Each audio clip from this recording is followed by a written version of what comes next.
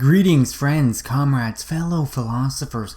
Welcome back to History for Thinkers. My name is Michael McCauley, and this is the next installment of the Kampf analysis series. With that all out of the way, let's dive into some crazy, far-right political rantings and ravings, shall we? So we get to a point here in Kampf where Hitler is kind of going on like a long tangent about some of the political history going on in Austria.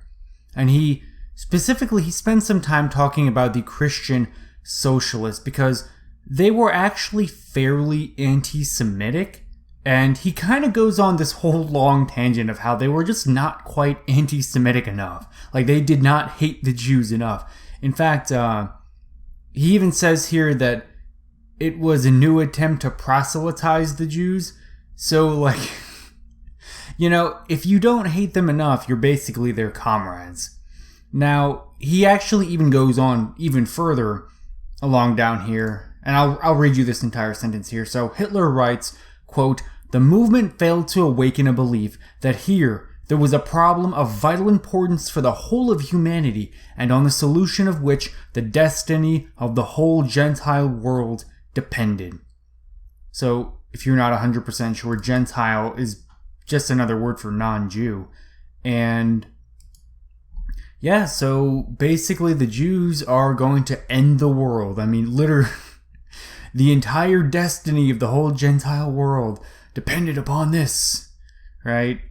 So I think that that is pretty insane, and I think it's very telling that we're only about 100 pages in now, and he's on the far end of the pool, man. He's like way out there. No one knows how he got there. Like what? I mean, if you've watched this series in chronological order, which I hope you have, because otherwise you're insane. But if you've watched this in chronological order now, it's like, okay, it's like, all right, fairly sensible claim. Oh my God, you said something insane. And then, he just keeps adding more insane things to say.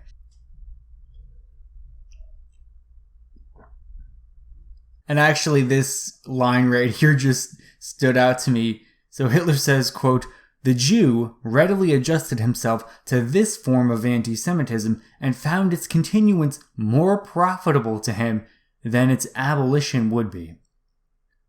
So I just don't understand how Hitler can do these mental gymnastics here. Because he is in fact talking about the Christian socialists not being anti-Semitic enough. That's what he's talking about. And according to Hitler, the Jew finds Christian socialists and their anti-Semitism profitable. From the Jewish perspective, according to Hitler, it is better for this anti-Semitism to exist than not. I mean, that's literally like saying, ethnic minorities in the United States, they benefit from racism. Not just that they benefit, it's profitable. I mean, there's some of these claims that, and of course he's not going to go into any detail on a claim like this, because there are just some ideas that, if you really analyze them, they don't make any sense. But let's move on. And now we have a couple of good lines here that we can talk about, so let's start right here. So Hitler writes, quote, "I was convinced that the Habsburg state would balk and hinder every German who might show signs of real greatness, while at the same time it would aid and abet every non-German activity." So there are a couple really interesting insights that we can gather from this little sentence here. So, number one, the success of non-Germans, right, any activity that they do, is aiding and abetting. Now, this might be due to a translation. I know that, this was originally written in German, but at least in English, aiding and abetting is basically helping criminals. So, again, I'm not going to sit around and do a bunch of research on this. If you guys are interested, maybe do a Google search or two. Okay, well, I lied, and I just kind of wanted to talk about this translation issue because this English translation has aid and abet, which kind of makes it sound bad, right? We can read some insight into that. But I checked out the German translation, and I am not a German speaker, by the way. I have Google Translate open in 2 tabs over here. And it looks like he uses the word fordern. I don't know how to pronounce that, but this word right here. And if you translate that on Google Translate, it says to promote or encourage, foster. So it's not aiding and abetting like it was made out in this translation, at least. So at least a little clarification there. Now we know, at least. Anyway, with that out of the way, we can actually start talking about this little bit right here again.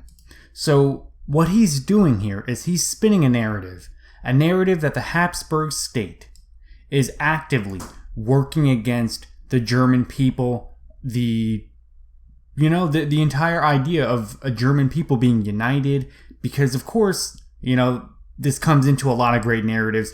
They're holding us down. They're holding us back. The reason, we as a people group, we have problems right now, it's because of the government or this or that or, whatever it may be, right? There are different excuses given throughout time, but I think this was probably one of the most prominent arguments that someone like Hitler would have made at the time, because you can really point to the government and say, oh, hey, look, they're holding us back here, they're doing this here, they're doing these horrible things. And there might be some truth to it. But here's the problem. The government is just stupid. You see, the government makes a lot of mistakes. There are a lot of people that are not the best people in the world that gravitate toward that kind of power. And then they get there, and then they abuse it, and they do horrible things. And it's not because they're anti-German, it's because there are just sometimes bad people that work in the government. It's inefficient, it's kind of backwards, it takes us so long to fix or update the government. Could you imagine? This is a Habsburg state. The Habsburgs, they were a medieval family that ruled Europe. A medieval Catholic family. Going back hundreds of years. And this was who controlled the Austrian state. So you can understand how backward they may have been. Now, I think that, what makes it even worse, right? To say that they're holding us back, they're helping other people succeed. Because he also, this is the second part of this whole sentence here, aid and abet, again, just promoting, not necessarily aiding and abetting, but they would help non-Germans.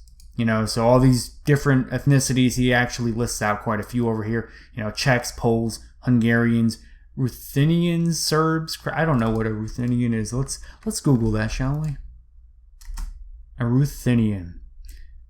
Latin exonyms formerly used in Western Europe for the ancestors of modern East Slavic people. Huh.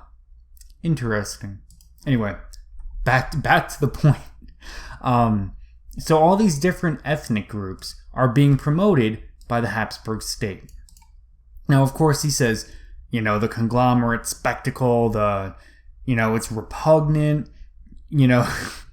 I actually like this little phrase down here, the incarnation of mongrel depravity. I'm not going to go on to the translation of that, but I find that to be such a funny phrase, because that probably is how he actually viewed it. It's something disgusting, different ethnicities coming together, coexisting, mutually beneficial relationships. That's just like it's poison. It looks like cancer to someone like Hitler. Because, of course, in his mind, the only way people can unite is around, shared DNA, shared blood. And when you really look into the arguments put forward by someone like Hitler, you notice that a lot of the blame for the failures of Germans, it's always elsewhere, right? It's not like, oh, us, the German people, we messed up, we made a mistake here. It's never that. That's never the case. never will he ever admit like any kind of fault, personally or collectively on behalf of the German people. And I think it really goes to show that he is someone that does not take responsibility for his own shortcomings, for his own failures, for his own mistakes. Because I think what you can gather from a little sentence like this is that he blames the Habsburg state for the fact that he was personally and individually a failure. Hitler was someone who was homeless. He had been rejected from art school. He was basically a loser, a drifter. He had a really rough time. If it had not been for World War I, like, who knows what he would have done with his life? Or, hell, maybe he would have died out on the streets. Like, we just don't know. And it's just crazy to think that he blames someone or something else always. And I think that is not just a trait of bad people in general, but I think it's a trait specific to political extremists. Because you can never admit fault on, for your home team, right? Like, you identify with the people that think like you do, or maybe ethnically along your lines, if you're a Nazi. So I just think that's an interesting insight. But yeah, let's move on. I think that's going to be it for this episode, though. I just got to the next chapter. It's titled Munich. Like, the chapter title is Munich. And then, like, 3 pages into it, he starts talking about the geopolitical relationship between Austria and Italy. And he's like, the Italians, they never liked the Austrians, all these horrible things they did against Italian freedom. Like I've had enough of this today. But anyway, I really hope you guys enjoyed the video.